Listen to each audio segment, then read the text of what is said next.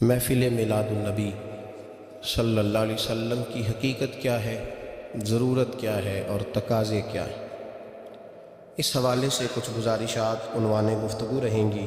دعا ہے اللہ تبارک و تعالی اپنی ناراضگی والے جملے سے محفوظ فرمائے، اپنی رضا والی بات کرنے کی توفیق عطا فرمائے۔ عزیز بھائیوں، قرآن مجید فرقان حمید نے ارشاد فرمایا قل بفضل اللہ، اے محبوب آپ فرما دیں جب اللہ کا فضل ملے، وَبِرَحْمَتِهِ اور اس کی رحمت ملے، وَبِذَلِكَ فَلْيَفْرَحُوا تو انہیں چاہیے کہ خوشی کا اظہار کریں۔ سورہ یونس کی آیت نمبر 58 ہے۔ جب اللہ کا فضل اور اس کی رحمت ملے تو خوشی کا اظہار کرو، خوشی کا۔ اسلام مسرتوں کا دین ہے، خوشیوں کا دین ہے۔ نبی پاک سید عالم صلی اللہ تعالیٰ علیہ وسلم کی مسکراہٹ کے اندر وہ حسن تھا کہ کائنات ساری حضور کی مسکراہٹ کی وجہ سے ہی مسکرا رہی ہے۔ حضرت جریر ابن عبداللہ رضی اللہ تعالیٰ عنہ حضور کے صحابی ہیں، وہ فرماتے ہیں کہ جب حضور مدینہ طیبہ تشریف لائے تو میں ملاقات کے لیے حاضر ہوا۔ پہلے دن میں حضور سے ملا تو نبی پاک مسکرا رہے تھے۔ پھر 10 سال میں حضور کو دیکھتا رہا، اور حضور کے وصال سے چند دن پہلے میری جو آخری ملاقات ہوئی تو اس میں بھی میں نے اپنے نبی کو مسکراتے ہی دیکھا ہے۔ اور فاضل بریلوی رحمۃ اللہ تعالیٰ علیہ نے تو اس تخیل کا اور رنگ میں لیا ہے۔ وہ کہتے ہیں حضور کے مسکرانے سے ہی دنیا مسکراتی ہے۔ فرماتے ہیں جس کی تسکی سے روتے ہوئے ہنس پڑے۔ جب حضور ہلکا سا مسکراتے تھے تو رونے والوں کے دل بھی ٹھنڈے ہو جایا کرتے، غم زدہ لوگ مسکراتے تھے۔ حضور کی خوشیاں تقسیم کرتی تھی۔ نبی پاک صلی اللہ علیہ وسلم کا مسکرانا امت کے دلوں کو ٹھنڈا کرتا تھا۔ فرمایا جس کی تسکی سے روتے ہوئے ہنس پڑیں اس تبسم کی عادت پہ لاکھوں سلام۔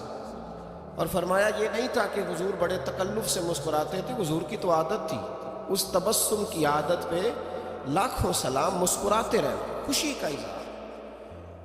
اسلام بہت ساری چیزوں کا انسان کو پابند کرتا ہے، حدود و قیود میں رہنے کا حکم دیتا ہے۔ صحابہ کرام علیہم رضوان کے ہاں شادی کے موقع پر بارات لے کر کے جانے کا کوئی رواج نہیں تھا۔ حضرت عبد الرحمن ابن عوف رضی اللہ تعالیٰ عنہ جیسے مالدار لوگ بھی شادی کرتے ہیں تو نبی پاک کے بغیر بھی بارات چلی جاتی ہے۔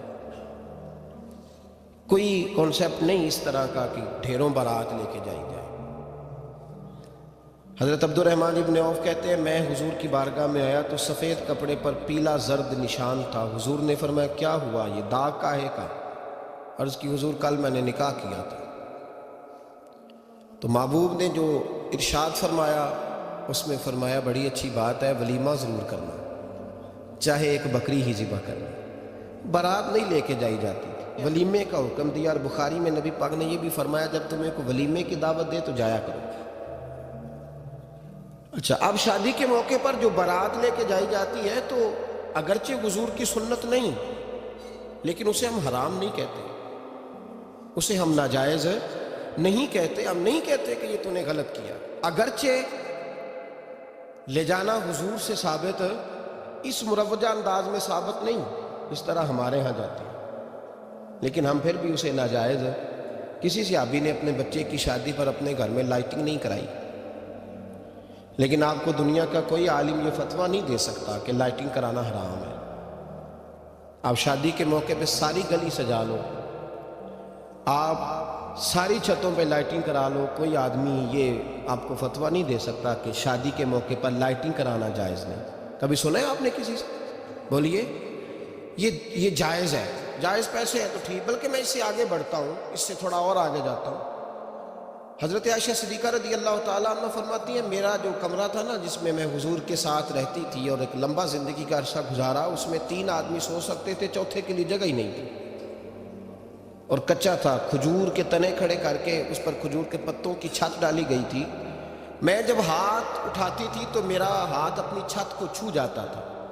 یہ ہے سنت نبی پاک کی، یہ حضور کا طریقہ ہے۔ بتائیے پکے گھر میں، لینٹر والے گھر میں رہنا جائز کہ ناجائز؟ کیوں جی؟ حضور تو کچے مکان میں رہتے تھے، آپ نے کیسے پکا بنا لیا؟ اللہ کی محبوب علی دین کو اس کی اصل بات میں سمجھے. آپ ایسا نہ کریں جس میں انتشار اور امت تقسیم ہو. اس کا اصل مزاج دیکھیں. مہندی کے موقع پہ اگر کوئی آدمی 6 دیگیں دال چاول کی پکاتا ہے تو منع نہیں، جائز پیسوں سے پکائے. انہیں لائٹنگ لگوائی، کوئی منع نہیں. سارے محلے کو کھانا کھلایا، کوئی منع نہیں. بلکہ نبی پاک نے فرمایا بہترین مسلمان ہی وہ ہے جو سلام پہلے لے اور روٹی زیادہ کھلائے. تو بہترین مسلمان ہے.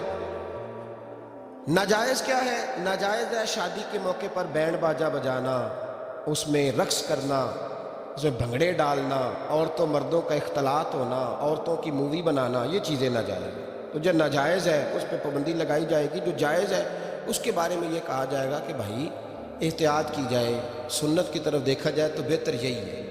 لیکن اگر کوئی کسی آدمی کے پاس جائز پیسے ہوں، وہ 100 کنال کے گھر میں رہے، اگرچہ سنت یہ نہیں، پر یہ تو کوئی فتویٰ نہیں نہ دے سکتا کہ حرام ہے تیرا 100 کنال کے گھر میں رہنا. کہ ہے فتویٰ کہیں آپ نے سنا؟ تو ہمارے ہاں تکلیف کا معاملہ یہ ہے. دیکھیں میرے بھائی، کسی بھی صحابی نے، بڑے درد کے ساتھ بات کر رہا ہوں اور یہ میرا درد ہے، میں درد سے اپنے دل کو، اپنے ایمان کو حاضر ناظر کہہ کے بات کر رہا ہوں. امت بٹ جاتی ہے ہر موقع پہ یار، ہر جگہ ہی تقسیم ہو رہی ہے امت مسلمہ. ہر روز کچھ نہ کچھ فتوے ایسے مل جاتے ہیں جس میں دراڑیں پڑتی ہیں. کسی صحابی نے کسی مسجد کے اندر اشتہار چھپوا کے، اعلان کرا کے درس قرآن کرایا ہے کبھی؟ سیرت النبی کا جلسہ، ختم بخاری، مدرسے کا دستار فضیلت کا جلسہ، آپ نے اشتہار پڑھے ہیں نا؟ یہ سارے مکاتب فکر کے ہوتے ہیں کہ نہیں ہوتے؟ کسی صحابی نے اس طرح، وہ تو روز درس قرآن دیتے تھے، لیکن اس طرح اشتہار چھپوا کے، پوسٹر لگا کے، اور مصر سے کسی صحابی کو اسپیشل بلوا کے یا یمن سے بلوا کے مسجد کے اندر کبھی درس قرآن کے اجتماعات کرائے، سیرت النبی کے جلسے، ختم بخاری کے. او بھائی یہ ساری چیزیں حضور کے صحابہ کی سنت سے مروجہ انداز میں ثابت نہیں. مجھے بتا میرے بھائی، میں درد کے ساتھ تجھ سے سوال کرتا ہوں کہ سیرت النبی کے جلسے میں تو پشاور سے مولانا بلائے، پنڈی سے بلائے، تو گجرات اور کراچی سے لوگوں کو بلا کر کے اگر سیرت کا جلسہ کرائے، اور تو اس میں ایک آدمی کو کراچی سے بلوایا جا رہا ہے تو تو نے اس کو 20,000 کی ٹکٹ بھی دی، اور اشتہار پہ بھی جلسے پہ خرچ ہوا، پھر لنگر بھی پکا، کھانا بھی تو نے کھلایا، نہ تجھے کوئی بیوہ یاد آئی، نہ تجھے کوئی مسکین یاد آیا، نہ تجھے کوئی غریب یاد آیا. حالانکہ کہنا چاہیے تھا نا، یہ جو ₹1,00,000 لگ رہا ہے کسی بیوہ کی خدمت کر دینی چاہیے، یتیم کو دے دینا چاہیے. درد کے ساتھ بات کر. سوال میرا یہ ہے کہ وہی کام جو سیرت کے جلسے میں ہوتے ہیں، پہلے تلاوت ہوتی ہے، پھر نعت ہوتی ہے، پھر کسی عالم کا بیان ہوتا ہے، وہی کام صرف نام بدل کے کیا جائے، عید میلاد النبی نام رکھا جائے صلی اللہ علیہ وسلم. یہ میں آپ کے ذہنوں پہ دستک دے رہا ہوں، تقریر نہیں کر رہا، صرف دستک دے. او بھائی دیکھو، ایک آدمی وہی کام نام بدل کے کرے تو جائز ہے، اور اگر اس میں نبی پاک کے میلاد کا نام رکھ لیا جائے یا نعت کا نام رکھ لیا جائے تو پھر مجھے اجازت دے میں تجھ سے سوال کروں کہ صرف تجھے حضور کی تعریف پوری لگتی ہے؟ پھر مجھے اجازت دے کہ میں تجھ سے پوچھوں کہ صرف تجھے نعت اچھی نہیں لگتی؟ پھر مجھے اجازت دے کہ میں تجھ سے پوچھوں کہ تجھے صرف رسول اللہ کے قصیدے اچھے نہیں لگتے؟ دے مجھے اجازت کہ میں تجھ سے سوال کروں کہ جہاں ذکر رسول کی بات آئے وہاں تو پریشان کیوں ہوتا ہے؟ تجھے پتہ ہی نہیں یہ تو وہ ذکر ہے کہ رب فرماتا ہے تم بیان کرو نہ کرو وَرَفَعْنَا لَكَ ذِكْرَكَ، محبوب میں نے خود تیرے چرچے ساری دنیا میں بلند فرما دیے. اور نبی پاک نے پوچھا حضرت جبریل سے کہ چل جبریل تو بتا میری امت کو پتہ چلے رب نے میرا ذکر کیسے بلند کیا ہے.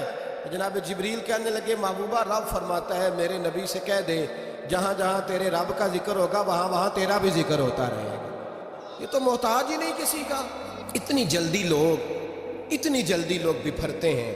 اللہ فرماتا ہے قل بفضل اللہ وبرحمتہ فبذلک فلیفرحوا. محبوب ان سے کہہ دو جب اللہ کا فضل ملے، جب اللہ کی رحمت ملے تو خوشی مناؤ. تیرا نہیں مجھے پتا، مجھے تیرا نہیں پتا، لیکن مجھ سے اگر تو پوچھے تو کائنات میں رب کا سب سے بڑا فضل بھی محمد مصطفیٰ ہی ہے، اور سب سے بڑی رحمت بھی محمد مصطفیٰ ہی ہے.